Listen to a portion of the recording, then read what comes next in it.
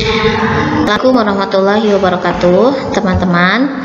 Sebelum kita mempelajari pelajaran hari ini, marilah sama-sama kita membaca basmalah. Bismillahirrahmanirrahim.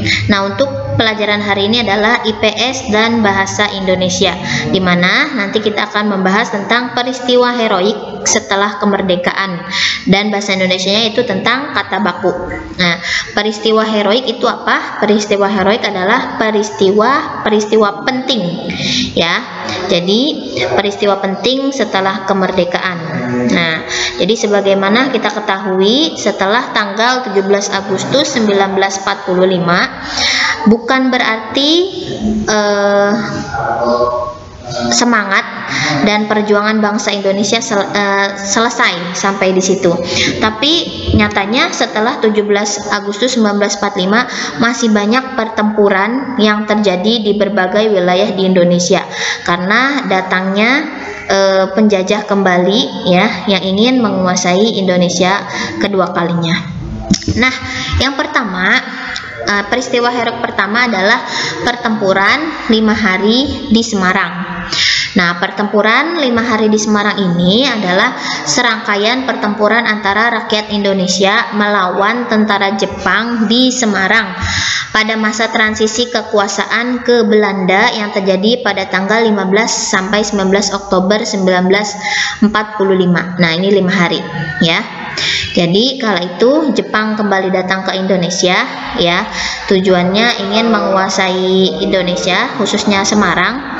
Namun di situ ada sebuah rumah sakit, ya, ini rumah sakitnya yang dijadikan sebagai markas pemuda Semarang kala itu untuk mengambil dan melucuti senjata Jepang. Nah, kala itu mereka, para pemuda Indonesia, berhasil mengambil senjata Jepang, dan hal inilah yang menjadikan Jepang marah hingga akhirnya mereka, ya, mendatangi sumur air yang digunakan oleh masyarakat Semarang, ya, di mana sumur air itu reservoir namanya, silakan lihat di buku, ya. Dijaga oleh 8 anggota polisi, ya. Setelah itu mereka menyebarkan isu bahwa sumur air tadi mereka racuni, hingga akhirnya seorang dokter yang bernama Dr. Karyadi, ya, datang ke sumur air tersebut memastikan apakah betul sumur air tersebut itu diracuni. Hingga akhirnya, ya, di pertengahan jalan menuju sumur air, Dr. Karyadi terbunuh, ya, oleh tentara Jepang. Nah, inilah yang membuat pemuda Indonesia merasa marah hingga akhirnya terjadilah pertempuran 5 hari di Semarang. Ya, kemudian setelah itu di sini ada tugu, ini namanya Tugu Muda. Tugu Muda ini tujuannya untuk mengenang para jasa pahlawan yang gugur pada pertempuran 5 hari di Semarang yang diresmikan oleh Presiden Soekarno. Kemudian ada pertempuran di Surabaya, di mana pertempuran di Surabaya ini, ya, terjadi karena terbunuhnya pimpinan sekutu, yaitu AWS Malabi, ya, yang menyebabkan tentara sekutu mengeluarkan ultimatum. Ultimatum itu artinya peringatan tanggal 9 November agar rakyat Surabaya, ya, memiliki senjata, harus meletakkan senjata tersebut di tempat yang telah ditentukan dan menyerahkan diri dengan mengangkat tangan ke atas, ya. Tapi rakyat Surabaya tidak menghiraukan peringatan tersebut hingga akhirnya, ya, tanggal 10 November ultimatum ini atau peringatan ini ditolak oleh rakyat Surabaya sehingga terjadilah pertempuran di Surabaya. Nah, orang yang memimpin pertempuran rakyat Surabaya ini adalah Bung Tomo. Ini gambarnya, ya. Jadi Inggris ingin menguasai Surabaya dengan cara rakyat Surabaya harus menyerahkan diri tanpa senjata, ya. Namun di situ terjadi pertumpahan darah di mana pemimpin sekutu AWS Malabi terbunuh, ya. Hingga akhirnya 10 November lah terjadi pertempuran di Surabaya yang dipimpin oleh Bung Tomo.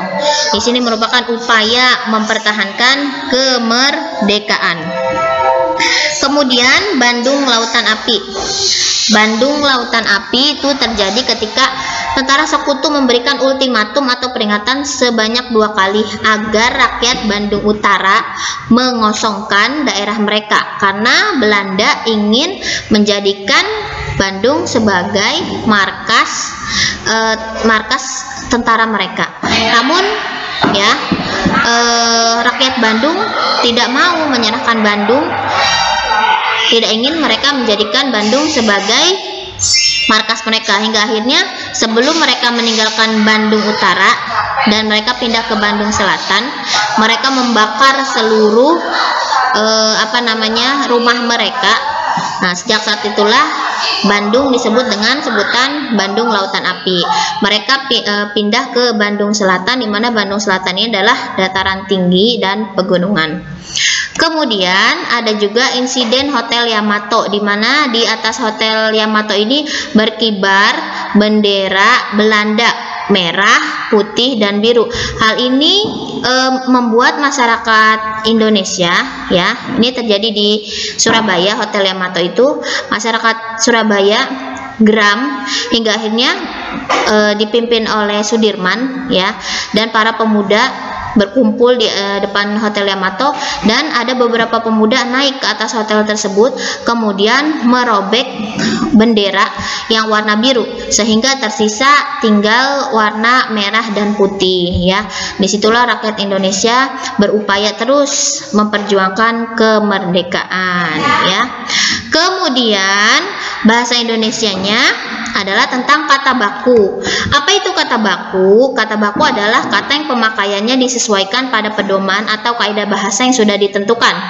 Nah, kalau kita mau lihat kata baku itu banyak berada di Kamus Besar Bahasa Indonesia. Jadi tulisannya harus sesuai dengan KBBI atau Kamus Besar Bahasa Indonesia, ya. Nah, di sini Bu Guru memberikan contoh kata baku dan kata tidak baku. Nah, kata baku yang pertama adalah aktif, pakai F, ya, bukan pakai P, sedangkan tidak baku pakai P. Aktivitas, apotek kata bakunya, ya, tidak bakunya apotik. Analisis kata baku, tidak bakunya analisa. Kata bakunya asas, tidak bakunya azas. Atlet, nah ini kata baku yang betul penulisannya, ya, bukan atlet. Atmosfer, bukan atmosfer. Cenderamata, tidak bakunya cinderamata.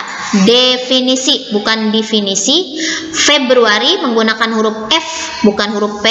Hakikat, tidak bakunya hakikat. Hipotesis, tidak bakunya hipotesa. Hierarki ada E-nya, ya, kalau yang baku. Ijazah, ijazah. Izin, bukan izin. Jadwal, pakai W, bukan pakai UA. Jenazah, bukan jenazah. Kaidah, bukan kaedah. Karir, kondit, konkret, bukan konkret, ya. Lihat penulisannya NK, bukan eng. Konseptual, konsepsional. Nah, ini beberapa. Jadi kata baku itu harus kita cek dulu di Kamus Besar Bahasa Indonesia. Apalagi sekarang lebih mudah, ada beberapa aplikasi handphone yang menyediakan dan bisa mengkoreksi apakah betul ini kata baku atau tidak baku. Penulisannya harus sesuai dengan Kamus Besar Bahasa Indonesia. Terima kasih. Wassalamualaikum warahmatullahi wabarakatuh.